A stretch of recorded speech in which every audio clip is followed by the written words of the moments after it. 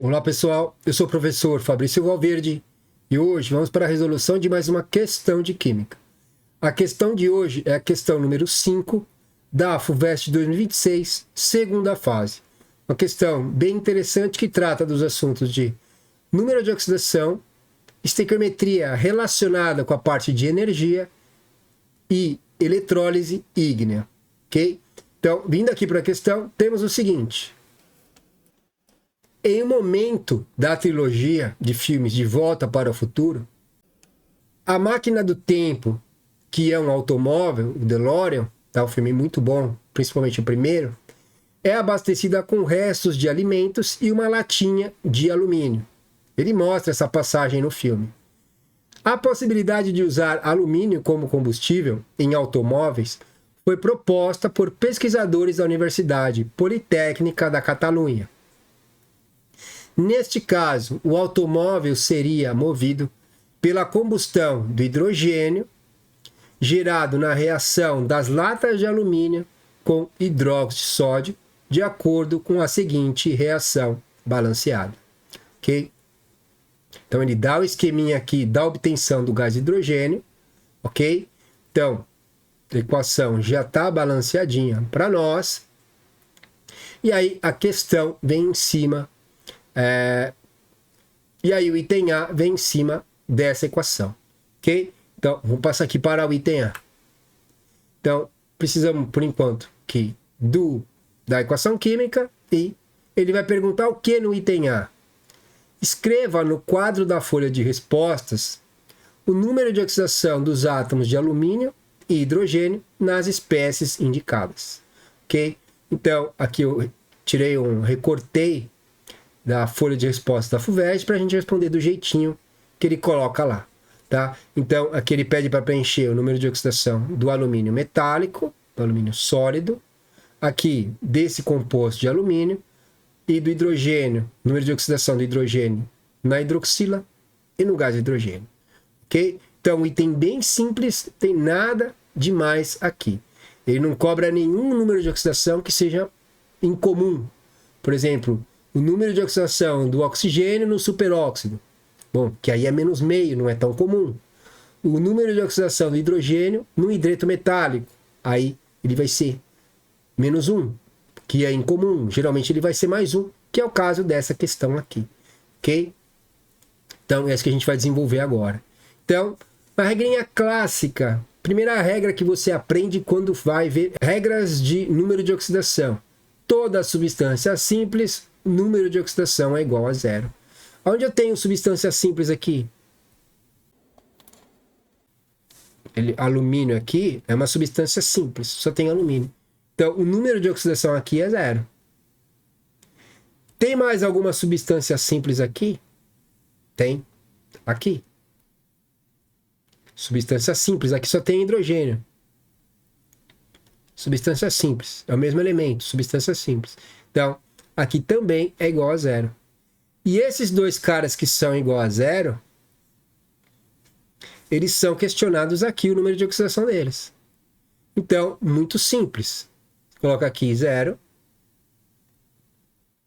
E aqui você também já coloca 0. Falei, ele não dá nada fora do comum de números de oxidação. Ok? Agora, faltaram aqui esses dois compostos. Então, quando a gente vem aqui para a hidroxila, você vê que sobra uma carga menos 1. Tá? Então, ou menos. E aí a gente vem para cá. Qual que é o número de oxidação do hidrogênio aqui? Ele quer saber do hidrogênio na hidroxila. Então, você tinha que lembrar que o oxigênio é menos 2. Tá? Então, se o oxigênio é menos 2 e sobra uma carga menos 1, quanto tem que ser o hidrogênio? O hidrogênio tem que ser mais 1, que é outro número comum dele. O mais típico é ele ser mais 1, o hidrogênio. Tá? Então, o hidrogênio aqui, o típico é ele ser mais 1. No hidreto, onde ele é mais eletronegativo do que o metal, então ele é menos 1. Mas é mais clássico cair números onde o hidrogênio é mais 1, é o mais comum dele. Tá? Porque aí, menos 2 com mais 1, sobra menos 1. Por isso que tem essa carga menos 1 aqui. Certo? Então, é isso que a gente tem aqui. Então, o que você vai colocar aqui? Você vai colocar que aqui o número de oxidação, cadê a caneta? É mais 1. Ok? Beleza. Falta agora aqui para o alumínio nesse composto. Então, a gente está se referindo a isso aqui agora. Novamente, a gente tem uma carga aqui de menos 1. Tá? O que eu podia lembrar? Bom, eu já vi que a hidroxila tem uma carga menos 1. Já vi daqui. Então, se eu tenho 4 hidroxilas e cada uma tem uma carga menos 1, então das hidroxilas vem uma carga aqui de menos 4. Tá? Eu não preciso olhar o coeficiente estequiométrico para fazer essa atribuição de número de oxidação. Tá? Eu olho apenas a fórmula, a massa fórmula ou a fórmula molecular. Então, aqui é menos 4. E eu sei que está sobrando uma carga menos 1. Então, quanto tem que ser o alumínio? O alumínio tem que ser mais 3. E ele é mais 3. E você deve lembrar das questões que ele é mais 3. Tá? Então, mais 3 com menos 4 sobra menos 1. Tá? Então, o alumínio, ele é mais 3. Tá? E você nem precisava fazer dessa forma. Tá? Eu fiz ainda de uma forma um pouco mais fazendo você pensar, porque você sabe que número de oxidação de elementos do grupo 1, mais 1.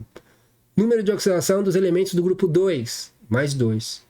O alumínio, ele é do antigo 3A, que agora é de número 13 o grupo. Então, grupo 13, o número de oxidação para o alumínio é fixo, que é mais 3. Então, se você já lembrava disso, você já colocava ele direto aqui, que o alumínio aqui, nesse composto, ele é mais 3. Tá?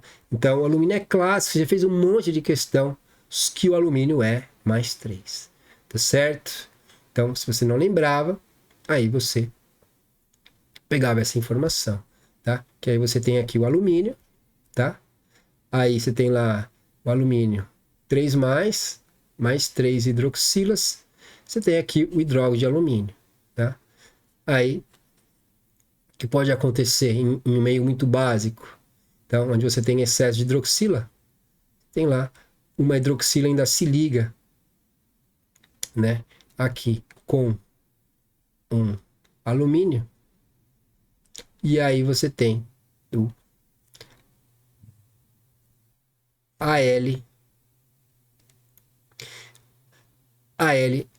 AlOH4 menos 1, ok? Que aí ele recebeu aqui, aconteceu uma doação de par de elétrons aqui. É isso aqui que você tem aqui, certo? AlOH4 menos, certo? Então, mas o que você tinha que deixar para o pessoal da FUVEST era essa representaçãozinha aqui na folha de respostas, certo? Sem segredo nenhum. Beleza? Então fizemos aqui o item A, vamos agora para o item B. Item B, ele vai relacionar a parte de estequiometria com a parte de energia. E aí, vamos lá. Então, vou trocar aqui o laser pointer. B, considerando um automóvel movido a hidrogênio gerado pela reação anterior, e aí eu trouxe ela para cá, qual a massa de alumínio? Então ele vai querer saber qual que é a massa desse cara. Aí ele quer a resposta em quilogramas. É necessária para produzir a mesma quantidade de energia liberada pela combustão de 57 litros de etanol contidos no tanque de um carro convencional. Ok? Então, bem simples também. Ele me dá aqui a entalpia de combustão do etanol hidratado, tá? Que é esse etanol que ele se refere aqui. Como é uma reação entalpia de combustão, o valor é negativo, toda reação de combustão libera calor. Por isso que o sinal é negativo. Todas essas reações, elas são exotérmicas. Como nós vimos isso na questão 4 da FUVEST 2026, segunda fase, que eu vou deixar aqui nos cards. Ok? Também a entalpia de combustão do gás hidrogênio, você também vê também que é negativa, tá? Ele me dá a massa molar do alumínio. Então, as informações que a FUVEST dá, todas devem ser usadas nesse item B, ok? Então, vamos começar aqui. Qual que vai ser a nossa estratégia de resolução? Você vê que ele relaciona aqui, ó, ele quer saber a massa em quilogramas de alumínio, Então, ele quer saber esse cara aqui em quilograma, que vai estar relacionado com quem?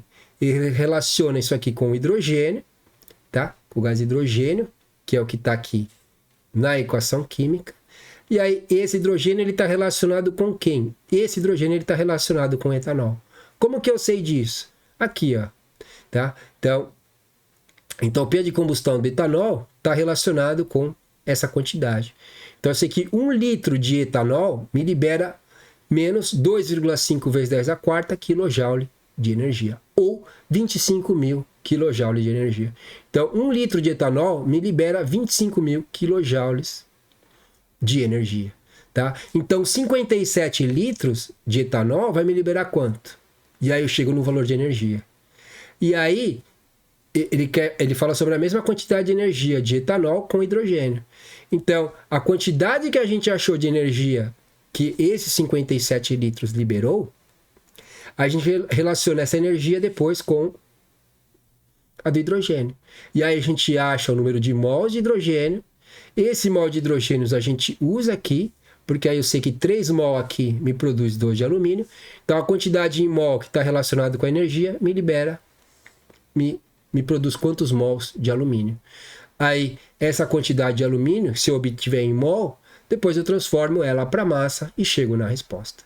Tá? Então, essa daqui que é toda a relação que existe, e você tem que ter esse raciocínio antes de começar a fazer. Não começa a fazer de qualquer jeito, você tem que pensar antes. Quais que são as etapas? E eu comento muito com os meus alunos que as unidades, elas ditam a sequência de etapas que você vai fazer, tá? Então ele fala aqui, ele relaciona aqui o etanol, ó, o etanol, ok? Então, aqui você começa com etanol. Você tem 2 informações sobre o etanol. Ó, aqui não tem mais dado nem ninguém. Aqui não tem dados sobre alumínio, aqui não tem dados sobre hidrogênio. Aqui tem dados sobre o etanol. E aí, o etanol, você vai ter 2 informações dele. Então, você sabe que essa quantidade de energia é liberada em 1 litro. Só que se você queimar 57 litros, então quanto você liberou? Bom, aí você liberou. E aí ele fala aqui... é necessário para produzir a mesma quantidade de energia liberada por 57 litros. Ele está se referindo aqui ao hidrogênio. Então você relaciona essa quantidade de energia dos 57 litros, você depois relaciona ela com o hidrogênio, e aí você descobre o mol de hidrogênio. Aí o mol de hidrogênio relaciona com o alumínio, e aí depois você só passa para a massa, e aí você chega na resposta correta. Certo? Então você tem que fazer essa análise antes de começar a fazer qualquer coisa. Porque aí você perde tempo, você começa fazendo qualquer coisa, viu que não chegou numa coisa que não faz sentido, tem que voltar de novo a começar, e aí você perdeu um tempo. Ok? Então, vamos lá. Então vamos deixar um espaço aqui, tá? Eu quero achar um X aqui, tá? Então, vamos deixar aqui, então vamos começar a fazer a partir daqui. Então, eu vou começar a partir dessa informação sobre o etanol, tá? Então, começar sobre o etanol. Então, o que eu sei? Que menos 2,5 vezes 10 a quarta, ou poderia colocar menos 25.000 kJ, é liberado em 1 litro de etanol. Só que ele pergunta aqui, ele fala que no tanque tem 57 litros. Então, aqui eu tenho 57 litros. Qual que é a energia relacionada com esses 57 litros? É proporcional. Se 1 litro libera menos 2,5 vezes 10 a quarta, 57 me libera quanto? É a multiplicação, tá? Eu já fiz essa conta para adiantar. Isso aqui dá 1,42 vezes 10 a sexta quilojoules. Certo? 1,42 vezes 10 a sexta quilojoules de energia. Tá certo? Então, a queima de 57, a combustão de 57 litros de etanol me libera aqui 1,42 vezes 10 a sexta quilojoules de energia. Tá? O que eu faço agora? Agora, essa energia é relacionada com hidrogênio. Tá? Então, agora eu vou fazer aqui sobre o H2. Quantos mols de H2? Então, como eu preciso de mol, para depois fazer a relação desse lado com esse lado, então o mol tem que ficar em cima. Então, eu vou inverter essa relação aqui. Ó. O mol fica em cima, essa energia fica embaixo, para que quilojoule se cancele com quilojoule. Então eu vou colocar aqui 1 mol de hidrogênio me libera menos 285 quilojoules de energia. Tá? E aí esse valor eu trago para cá, porque ele fala que é considerando a mesma quantidade de energia da queima do etanol. Então, a queima do etanol me liberou isso. Então, qual que é a relação dessa energia com o hidrogênio? Quantos mols de hidrogênio estão relacionados com essa quantidade de energia? É isso que a gente está calculando. Se 1 mol de hidrogênio está relacionado com isso, com essa quantidade de hidrogênio, quantos mols estão relacionados? É isso que a gente está descobrindo. Tá? Então, eu vou colocar aqui esse valor, eu desço. Então, vou colocar aqui um menos 1,42 vezes 10 a sexta quilojoules. E aí, isso aqui vai me dar, porque a quilojoule cancela com quilojoule, só sobra mol. Esse menos em cima com esse menos embaixo me dá um valor positivo, tá? Não faria sentido um mol negativo. Então, esses mols, esses sinais negativos, eles se cancelam. E aí, dividindo 1,42 vezes 10 a sexta por 285, a gente chega aqui em 5.000 mol de H2, tá? Então, eu tenho aqui 5.000 mol de H2. Então, para conseguir essa quantidade de energia, eu preciso aí de 5.000 mol de gás hidrogênio. Tá certo? Aí agora a gente volta para a equação química. Ok? Então, eu sei que 3 mol de H2 está relacionado com 2 mol de alumínio. E eu tenho que fazer essa relação. Então, 5.000 mol de H2, quantos mols de alumínio me relacionam?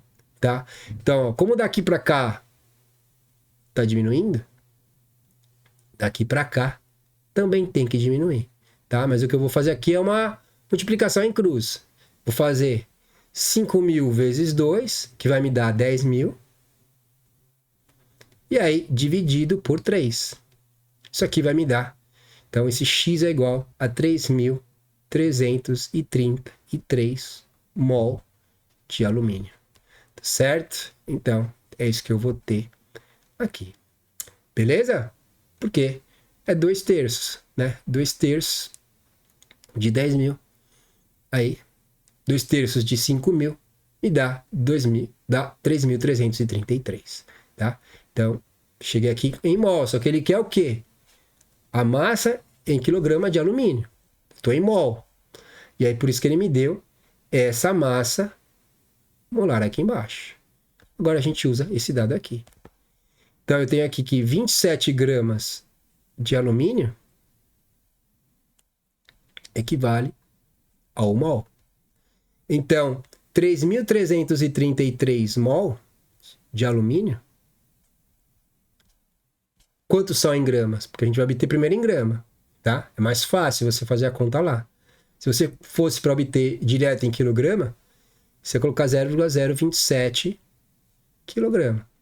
Aí a sua resposta já daria direto em quilograma, só que aí você trabalharia com 0,027 em vez de 27 vezes 3.333, tá? Então, o que você faz agora? 27 vezes 3.333, isso aqui me dá 90.000 gramas. E aí, 90.000 gramas são 90 quilogramas de alumínio. Certo? Então, não fiquei em cima de nada? Não.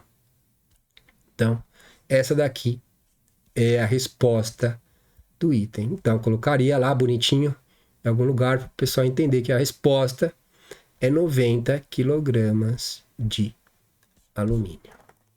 Tá certo? Então, fizemos aí tudo o que ele pediu. Vê que não é nada difícil aqui.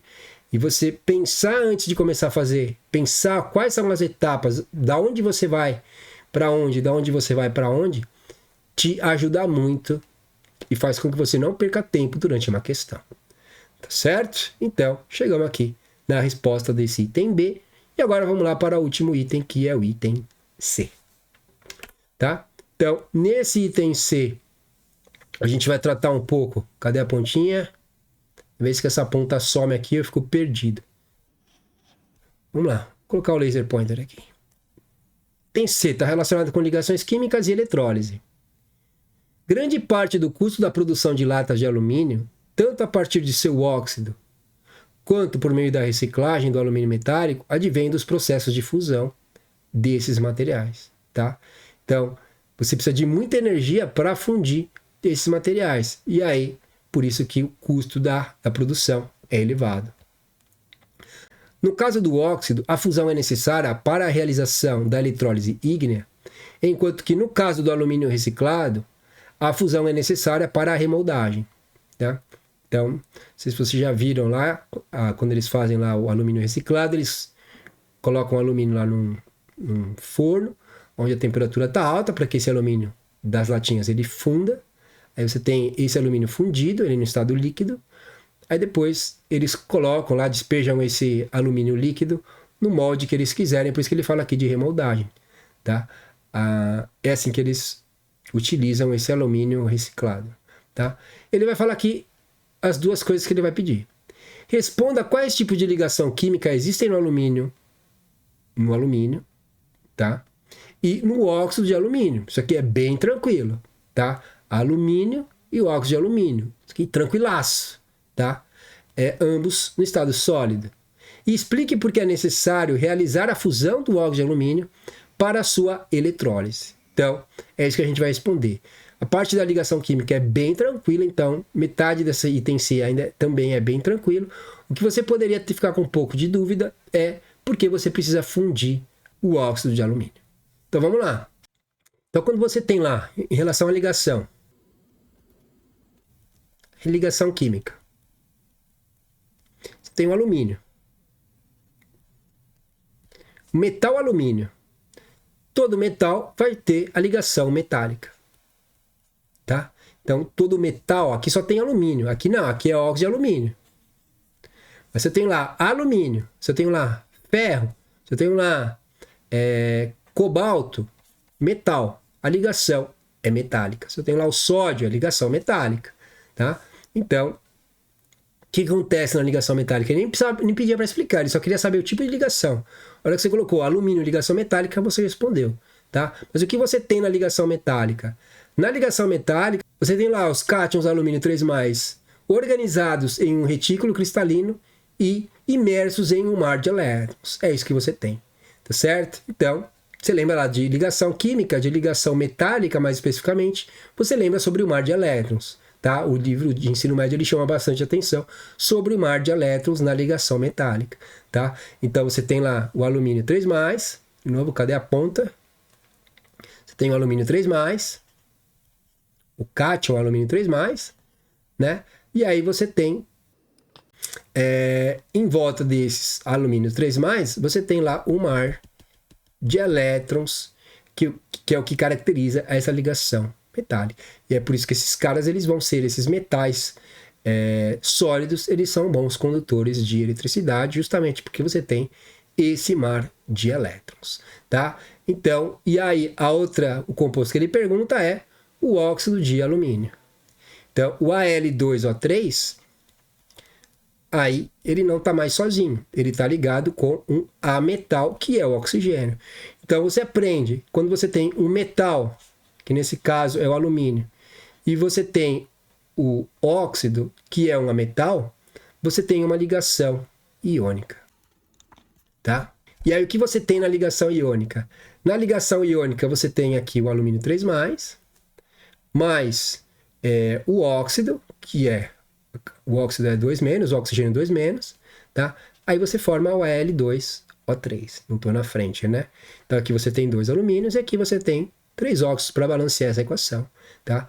Aí 6+, 6-, 0 carga de cada lado, ou seja, cada lado está neutro. Você precisa de 2 alumínios 3+, e 3 de oxigênios 2-, ou de 3 óxidos, certo? 3 óxidos. Ok? Então, vamos lá.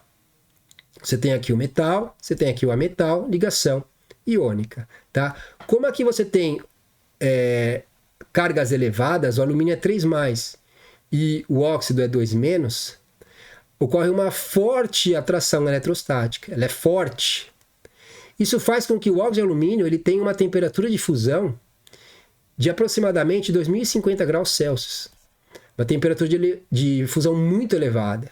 Tá? Então, quando eles vão fazer esse óxido de alumínio, eles colocam o quê? Colocam ele em criolita, para que ela haja como se fosse um solvente e abaixe essa temperatura de fusão para em torno de 950 graus Celsius. E aí o que você tem com isso? Você tem aí economia de energia, tá?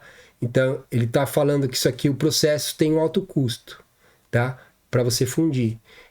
E esse alto custo já está relacionado com essa temperatura. Imagina se fosse com essa temperatura aqui, que é mais que o dobro, tá? O processo seria muito mais caro ainda de obtenção, tá certo? Então, o que você precisava responder aqui é apenas ligação metálica para o alumínio e ligação iônica para o óxido de alumínio, tá certo? E é isso que eu coloquei aqui para o pessoal da FUVEST.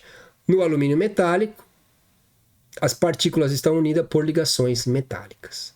Já no óxido de alumínio, predomina a ligação iônica. Você podia ainda falar um pouquinho que tem o metal e o ametal, e por isso que a ligação é iônica, mas ele só te pergunta o tipo, tá? Então, começa com muita firula. E aí, vamos para a segunda parte agora, que está relacionada com a eletrólise. Então, explique por que é necessário a fusão do óxido de alumínio para a sua eletrólise, tá?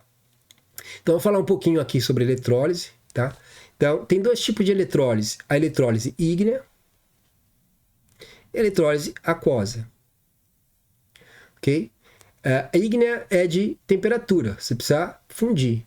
A eletrólise aquosa, você pega e mistura com a água. Então, por que a eletrólise aquosa não funciona nesse processo do Al2O3?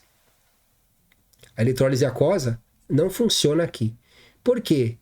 Porque quando você aprendeu lá a eletrólise aquosa, você aprendeu sobre que os cátions e os ânions tinham uma preferência em relação à facilidade de descarga do cátion ou do ânion. Então, quando você pegava lá eletrólise aquosa, então você tem a água. A água libera o cátion H+. E aí você tem lá, por exemplo, elementos do grupo 1, elementos do grupo 2, elementos do grupo 13, ou o antigo 3A, que é o alumínio. Tá? Esses caras, por serem menos nobres, ele tem uma facilidade de descarga menor do que o hidrogênio, do que o H+. Então, quando esses caras estão em água, se fosse uma eletrólise aquosa, o alumínio 3+, ele não ia ter uma preferência na facilidade de descarga. Quem ia ter? O H+. Então, esse H+, ele ia para o cátodo. Então, esse H+, ele migrava para o cátodo, que é o eletrodo negativo. Aí lá ele receberia 2 elétrons para formar o gás hidrogênio. Então, se fosse a eletrólise aquosa do óxido de alumínio, você não ia obter o alumínio, você ia obter gás hidrogênio. Então, por isso que a eletrólise aquosa ela não é usada para produzir o alumínio. Só que metais mais nobres que o grupo 1, grupo 2 e grupo 3, ou os metais mais nobres, eles sim são obtidos por eletrólise. Tá? Você pega lá o cobre, o ferro, a prata, tá? Eles sim são obtidos por eletrólise aquosa. Por quê? Porque como esses cátions estão mais para baixo, eles têm uma preferência em relação ao H+. Então, com esses metais nobres, o H+ não sofre a redução. Quem sofre são os metais mais nobres. Então, você obtém esses metais por eletrólise aquosa. Agora, no caso da eletrólise ígnea, esses metais menos nobres, eles só podem ser fundidos aí para serem purificados e serem obtidos. Certo? Então, essa aqui é a diferença. Então, deixa eu apagar isso aqui de uma forma mais rápida. Ok? Então, por que é necessário fundir o óxido de alumínio? Então, é necessário você fundir porque você tem lá o óxido de alumínio, composto iônico. Está num retículo cristalino muito bem organizado. Você tem a organização desses caras dentro de um retículo. Tá? Então, enquanto eles estão na forma sólida, você não tem lá o cátion e o ânion. Então, você não vai gerar aí corrente elétrica.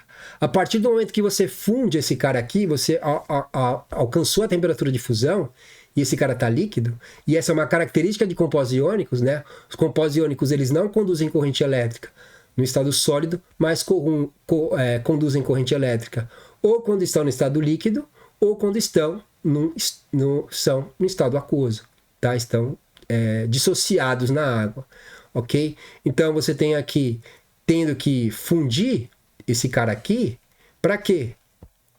Para que você gere a L3+, e o óxido para você ter íons nesse sistema líquido, e aí com isso você tem aí a condução de corrente elétrica e o funcionamento desse processo de eletrólise. Tá certo? Então, é isso aqui que eu respondi para o pessoal da FUVEST nessa primeira parte. Tá? O óxido de alumínio, vou colocar aqui, a fusão do óxido de alumínio é necessária para a realização de sua eletrólise, por quê? No estado sólido, o alumínio 3+, e o óxido não são livres para se movimentar, porque eles estão no retículo cristalino. Aí, tanto a condução de corrente elétrica quanto a ocorrência das reações eletroquímicas não ocorre. Tá?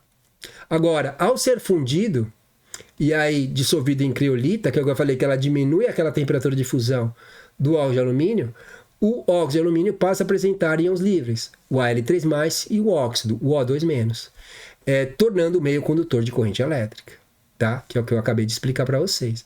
E também eu vou falar agora aqui mais um complemento sobre a parte da reação de redução, tá? Porque você precisa fundir para obter o alumínio. Se você não fundir, você não gera o alumínio 3+, e aí esse alumínio 3+, não vai para o cátodo, e aí ele não reduz e você não obtém o alumínio metálico. Então, é isso que eu coloquei aqui, também nesse complemento. Com essa mobilidade que é permitida pela fusão, os íons alumínio 3+, podem migrar até o cátodo, onde sofrem redução, formando o alumínio metálico. Isso aqui é importante, tá? Se você não fundir, você não gera o alumínio 3+, aí, se você não fundir, você não gerando esse alumínio 3+, aí, esse alumínio 3+, ele não vai receber esses 3 elétrons. Deixa eu melhorar esse 3 aqui. E aí, não é formado o alumínio sólido aonde? No cátodo, que é o polo negativo. Tá certo? Então, se você não fundir, se esse cara não estiver disponível, então ninguém vai para o cátodo, então você não obtém esse cara aqui. Então, por isso que você tem que fundir. Se você não fundir, você não obtém o que você quer. Então, você tem que fundir. Tá certo? Então, é isso que está escrito aqui. Então, com essa mobilidade feita pela fusão, o alumínio 3+, pode migrar até o cátodo, onde sofre a redução. Aí você podia colocar essa equação que eu tinha colocado aqui, do alumínio 3+, recebendo os 3 elétrons e formando ele sólido. Assim, a fusão do óxido de alumínio é indispensável. Você tem que fundir, senão você não obtém o alumínio metálico. E é indispensável para permitir a condução de corrente elétrica e viabilizar a eletrólise ígnea, que é o que a gente também comentou aqui. Tá certo? Então, um item bem interessante, um item que faz você pensar. Esse item aqui faz você pensar. Não é uma coisa direta como cálculo lá, ou como número de oxidação, que é aquilo lá, que você aprendeu. Aqui ele está te fazendo uma proposta para você pensar. Por que precisa fundir? Tá certo? Por que precisa fundir? E aí você vai agrupando coisas que você aprendeu durante o ensino médio. Bom, eu aprendi que uma das características do composto iônico é ele conduzir corrente elétrica líquido, conduzir corrente elétrica quando está no meio aquoso, mas não conduzir corrente elétrica quando está no estado sólido. Então, por isso que eu preciso fundir. Se eu fundo, eu tenho aí geração de corrente elétrica, porque eu vou ter íons nesse sistema líquido, né? E também eu preciso fundir para que, como é um sistema de eletrólise, você vai ter o cátodo e você vai ter o ânodo, você precisa fundir para que, se você quer gerar o alumínio metálico, ele tem que fundir.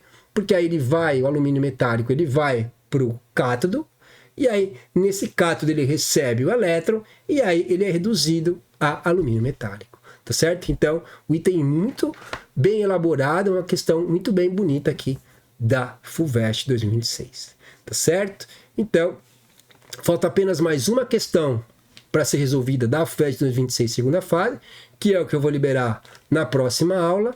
E me digam aqui nos comentários o que vocês acharam dessa questão.